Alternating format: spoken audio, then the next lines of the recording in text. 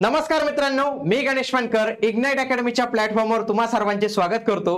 धर्मदाय आयुक्त विभागाकडून एक चांगली जाहिरात आलेली आहे। याच्यामध्ये 179 जागा आहेत, परंतु एक खूप आकर्षक असं पद आहे ते म्हणजे निरीक्षकचं। याच्या 121 जागा आलेल्या आहेत। आता हे आकर्षक काय ते मी तुम्हाला पुढे सांगणारच आहे, परंतु खूप सारे उमेदवार विचारतात की याचं काम काय कसं असणार आहे, कामाचं स्वरूप कसं असणार आहे, त्याच्यानंतर याचं काही प्रमोशन वगैरे होतं का, याचे काही कर्तव्य आहेत का, काही अधिकार, काही जबाबदारी, नियुक्ती बदली होते का, काही विभागीय परीक्षेतून आपल्याला प्रमोशन होता येईल का। तर या सगळ्या गोष्टी तुम्हाला आजच्या या व्हिडिओच्या माध्यमातून जाणून घेण्यास मिळतील, म्हणून तुम्ही हा व्हिडिओ शेवटपर्यंत जो आहे तर तो पूर्ण बघायचा आहे। मित्रांनो बघा, निरीक्षक या पदासाठीच्या 121 जागा आलेल्या आहे आणि हे गट क श्रेणीचं पद आहे। काय ग्रुप सी ची पोस्ट आहे, तरी पण बघा तुम्ही वेतन बघा याचं किती आहे, S13 35,400 ते 1,12,400 म्हणजे बघा तुम्ही किती चांगलं वेतन आहे।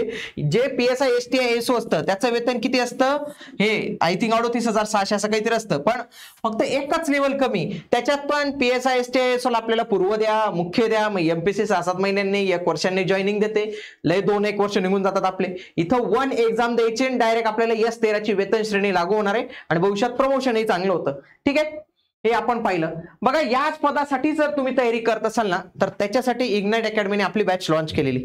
मित्रांनो 2023 मध्ये अशाच पद्धतीने सरळ सेवेमध्ये खूप मोठ्या प्रमाणावर जाहिराती आल्या होत्या। त्यावेळी देखील इग्नाइटची जी एक्सपर्ट टीम होती, इग्नाइटची जी फॅकल्टी होती, तर त्यांनी खूप चांगलं मार्गदर्शन केलं, खूप चांगलं शिकवलं। मग 2023 मध्ये सगळ्यात जास्त सिलेक्शन आपण दिलं होतं संपूर्ण महाराष्ट्रात।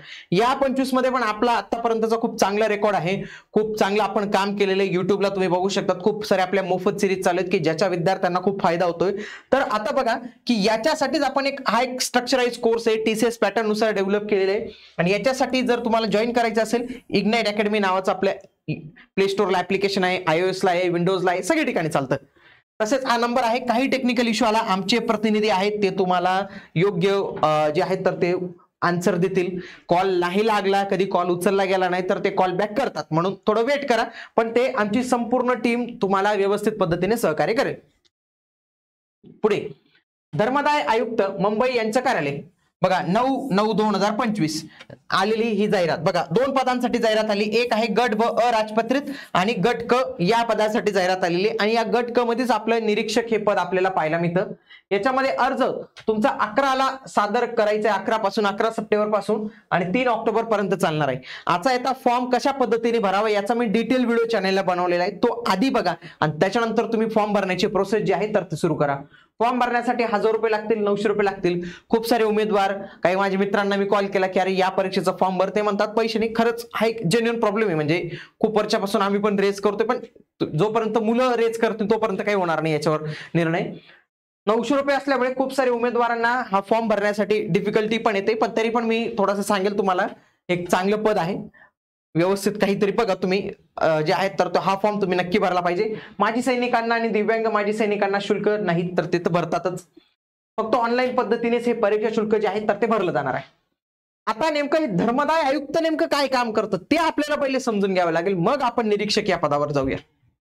बघा राज्यातील सार्वजनिक, धार्मिक आणि धर्मदाय विश्वस्त या संस्थांचे नियमन करण्यासाठी महाराष्ट्र शासनाने एक अधिनियम बनवला आणि त्या अंतर्गत धर्मदाय संघटनेची स्थापना 1952 साली जी आहे तर ते करण्यात आली। ज्या काही पब्लिक इन्स्टिट्यूशन्स आहेत, ज्या काही रिलीजियस इन्स्टिट्यूशन आहेत त्यांना कंट्रोल करण्यासाठी। तर धर्मदाय आयुक्तालय हे महाराष्ट्र राज्य शासनाच्या विधी आणि न्याय विभागाच्या अंतर्गत येते। यांचं मुंबईला मुख्यालय आहे आणि त्यासोबतच 35 जिल्हा त्यांची कार्यालय महाराष्ट्र राज्यात पसरलेली आहे आणि हे एवढी सगळी पसरलेल्याचा फायदा काय होतो, तिथं आपल्याला बदली पण होते। जेव्हा सुरुवातीला हे जे न्यासा म्हणजे काय ट्रस्ट, हे जे ट्रस्ट होते तर पहिले हे ट्रस्ट फक्त 5000 होते 1953 मध्ये, ते नंतर 90,000 झाले आणि आज रोजी 2021 मध्ये हे 9 लाखांपेक्षा जास्त आपल्याला ट्रस्ट पाहायला मिळतात आणि या ट्रस्टला कंट्रोल करणारी बॉडी म्हणजे ही धर्मदाय संस्था आपल्याला इथं बघायला मिळते। ओके, आता यांच्या जे आहे तर ते यांचं काम काय आहे बघा, सार्वजनिक न्यासा म्हणजे काही जे पब्लिक ट्रस्ट आहेत त्यांची नोंदणी करणे, त्या नोंदणीत बदल करणे, त्यांच्या ट्रस्टींना सूचना देणे, त्यांची नियमित तपासणी करणे, सुव्यवस्थापनासाठी योजना करणे, हिशोबपत्र मागवणे, त्याच्यानंतर त्यांची पडताळणी करणे, या सर्व गोष्टी ज्या आहेत तर ते त्या इथं ज्या आहेत तर त्या कराव्या लागतात।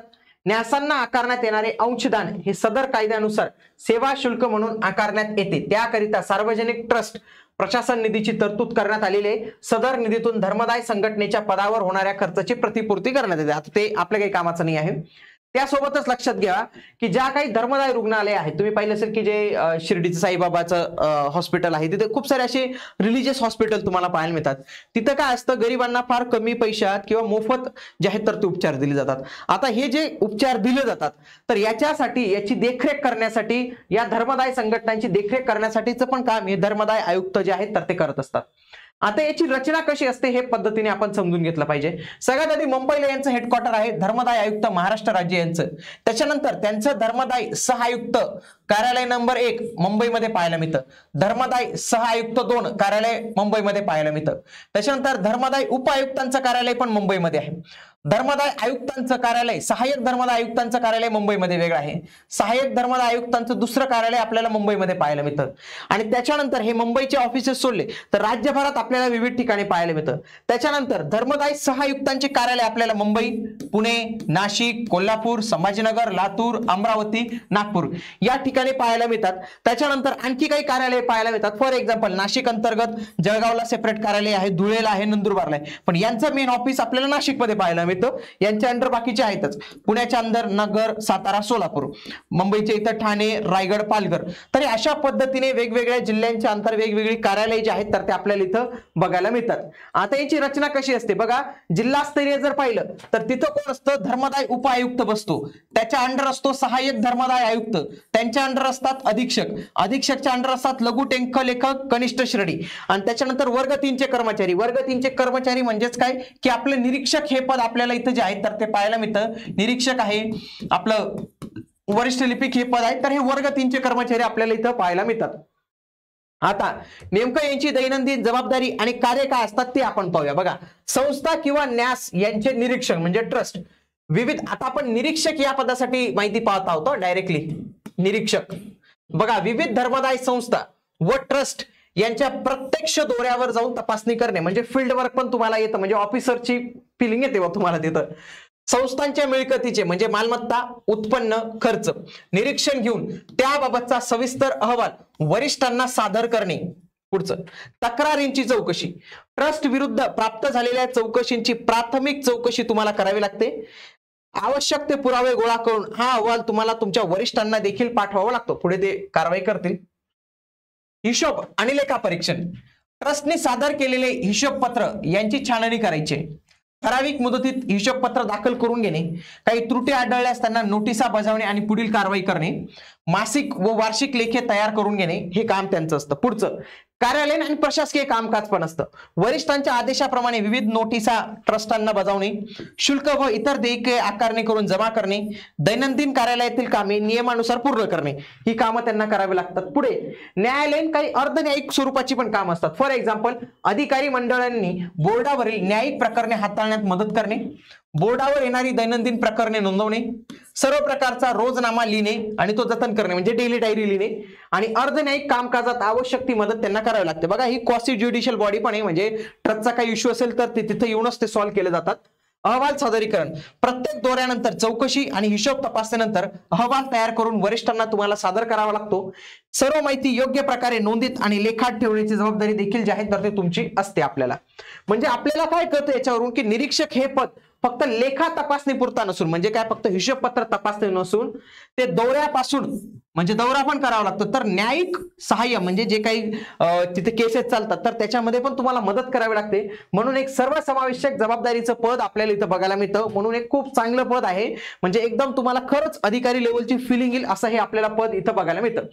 याची प्रमोशन कसं होतं बघा, हे प्रमोशन काही ठिकाणी काही लोकांनी फार वेगवेगळ्या पद्धतीने दिले मित्रांनो, पण हे प्रमोशन मात्र हे अशा पद्धतीने होऊ शकतं. याच्यामध्ये काही त्रुटी असू शकतात, पण जेवढा मी रिसर्च केला, जेवढं मी त्यांची वेबसाईट पाहिली त्याच्यानंतर मला हे दिसलेलं आहे. याच्यामध्ये चुकी होण्याची संभाव्यता असू शकते, पण जेवढं मी काही वेबसाईट बघून केले तेवढं मी तुम्हाला सांगतो. बघा, सगळ्यात आधी तुम्ही कोणत्या वेतन श्रेणीवर आहेत बघा, S13च्या वेतन श्रेणीवर आहे. त्याच्यामध्ये तुम्ही गट क च्या श्रेणीवर आहे. त्याच्यानंतर तुमचं काही वर्षांनी प्रमोशन होतं अधीक्षक या पदावर, त्यावेळी तुमची वेतन श्रेणी होते S14ची, म्हणजे तुम्ही direct PSI, STI, ASO, SR या पदाला जातात. पण हे पद कसं आहे मित्रांनो, अराजपत्रित आहे, नॉन गॅजेटेड आहे. S14चं हे जे पद आहे ना, हे नॉन गॅजेटेड पद आहे. याच्यामध्ये तुम्हाला 38,600 1,22,800 पर्यंत तुम्हाला वेतन मिळतं. बघा इथं दिलेलं आहे बघा की धर्मदाय आयुक्त यांच्याकडे एक काय होतं, सगळ्यात आधी तुम्हाला प्रमोशन मिळण्याआधी तुमची एक ज्येष्ठता सूची तयार करावी लागते, सिनियरिटी लिस्ट तयार करावी लागते. फॉर एक्झाम्पल हे त्यांच्यातले काही लोक आहेत, मी त्यांची नावं हाईड करून घेतलेत, वेबसाईटवर आहेत अवेलेबल, तरी पण आपण करूया हाईड. निरीक्षक गट क चा आहे बघा, S13ची वेतन श्रेणी.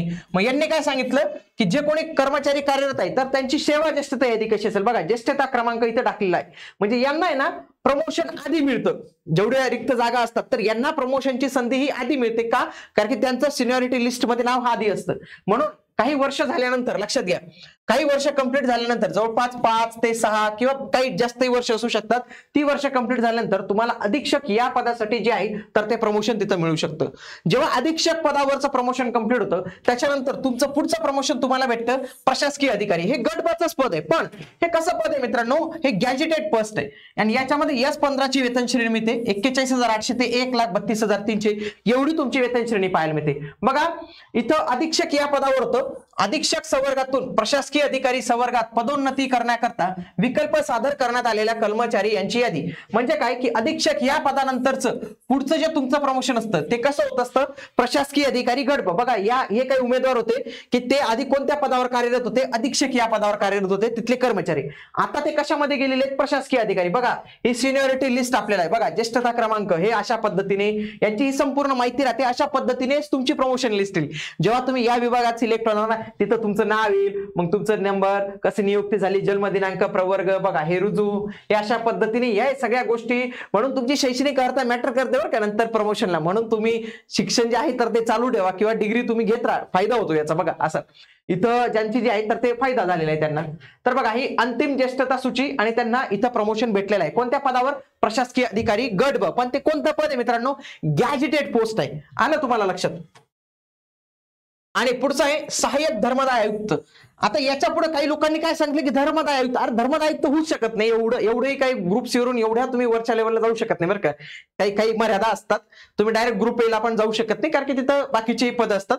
तर सहाय्यक धर्मदाय आयुक्ताला जाण्यासाठी पुढची जी स्टेप असते ना ती मात्र एक्झामची थोडीफार असते. तुम्हाला दाखवतो बघा, ही एक्झाम झालेली असेल बघा, डिपार्टमेंटल एक्झामिनेशन 2025 आत्ताच झालेली आहे. Post of assistant charity commissioner म्हणजे काय, सहाय्यक धर्मदाय आयुक्त यांची परीक्षा झाली होती, डिपार्टमेंटल परीक्षा.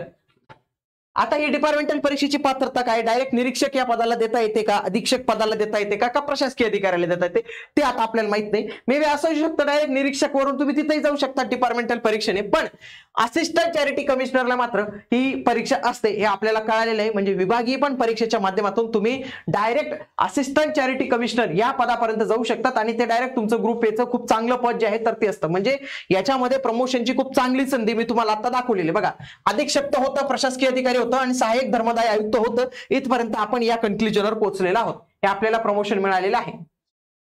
पुढे आता बदली होते का, यांची बदली कुठे होते. फॉर एक्झाम्पल हे बदलीचं आता हे डॉक्युमेंट आहे. पण फॉर एक्झाम्पल बघा हे काही व्यक्ती आहेत जे निरीक्षक या पदावर कार्यरत आहेत. बघा हे कुठं आहेत, छत्रपती संभाजीनगरला. आता यांची बदली कुठे झालेली आहे बघा, नाशिक इथं बदली झालेली आहे.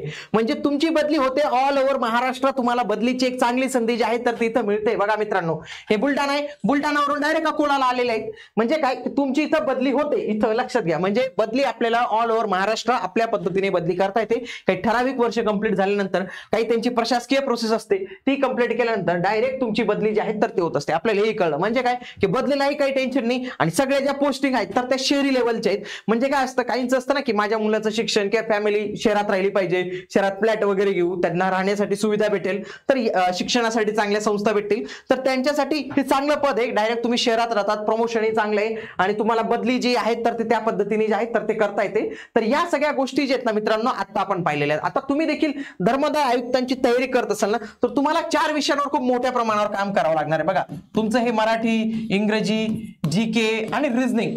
आता हे 4 विषय करण्याआधी मी तुम्हाला असं सजेस्ट करेल, तुम्ही ना आधी PYQ वर भर द्या. कारण की तुमच्यापैकी बऱ्याच लोकांचा अभ्यास आहेच, मी बघतोय खूप सारे माझे मित्र असतील, तुमच्यापैकी बरेच जण आम्हाला भेटायला, तर तेव्हा कळतं की तुमचा अभ्यास झालेला आहे, तुम्ही मराठी वाचलेले, इंग्रजी वाचलेले, रिझनिंग वाचलेले, जीके वाचलेले, पण तुमचा स्कोर कुठे अडकून जातो माहिती का? 160 ला अडकतात, काही 150 ला अडकतात, काही 170 ला अडकतायत. आणि आताच्या सिच्युएशन मध्ये 180 प्लस स्कोर पाहिजे तरच तुम्ही सरळ सेवेला सिलेक्ट होतात बरं का. हे तुम्ही समजून घेणं गरजेचं आहे. 180 स्कोर आणण्यासाठी 90 प्लस प्रश्न हे तुमचे बरोबर आणावे लागतात. एक प्रश्न 2 गुणांना असतो. म्हणूनच जर वाटतं ना की आपले काही प्रश्न राहून जात आहेत, तर हे राहून का जातात मित्रांनो? आपल्याला थोडं पीवायक्यूचं अनालिसिस करावं लागेल. आणि याच्यासाठी हा परीक्षा टीसीएस घेते. फायदा काय? टीसीएसचा फायदा काय? टीसीएस रिस्पॉन्स शीट देते बाहेर, आणि त्यांचा जर तुम्ही रिस्पॉन्स शीटचा अभ्यास केला तर तरी होऊ शकता. आता एवढ्या सगळ्या रिस्पॉन्स शीट त्याची प्रिंट मारली तर तेवढीच कॉस्ट जास्त जाऊन लागते. त्याच्यासाठी आपण काय केलं मित्रांनो, की तलाठीच्या 57 चिपचं प्रश्नपत्रिका दिलेले आहेत आपण. याच्यात जर तुम्ही पाहिलं, मी तुम्हाला सांगतो, याच्यातले तुम्ही मराठीचे प्रश्न बघा, इंग्रजीचे प्रश्न बघा, आणि 2025 मधील कुठली एक्झाम बघा, त्याचे जर तुम्ही मराठी इंग्रजीचे प्रश्न कम्पेअर केले, तुम्हाला दिसेल अरे हे तर रिपीट होतोय पॅटर्न तर सेमच आहे, बऱ्यापैकी वोकॅब्युलरी पण सेम आलेली आहे. म्हणजेच काय, तुम्ही या पदासाठी तयारी करत असाल तर तुमची या पदाची पीवायक्यूची तयारी संपूर्ण या पुस्तकातून होऊन जाणार आहे. म्हणूनच तुम्ही या पुस्तकाच्या माध्यमातून तुमचा अभ्यास जो आहे तर तो व्यवस्थित पद्धतीने जो आहे तर तो करू शकतात. आणि वाटतं की तुम्हाला मला फुल फ्लेजेस बॅच पाहिजे आहेत तर तुम्ही नक्की इग्नाइट अकॅडमीचं ऍप्लिकेशन डाउनलोड करू शकतात. तसेच आमचा हा नंबर पण दिलेला आहे, त्यांना देखील तुम्ही कॉल करू शकतात. आणि अशाच माहितीपूर्ण व्हिडिओसाठी चॅनलला जॉईन करून ठेवा. आणखी काही तुमचे डाऊट्स असतील कमेंट बॉक्समध्ये नक्की सांगा. भेटूया आता आपण पुढील व्हिडिओमध्ये. तोपर्यंत जय हिंद, जय महाराष्ट्र, धन्यवाद.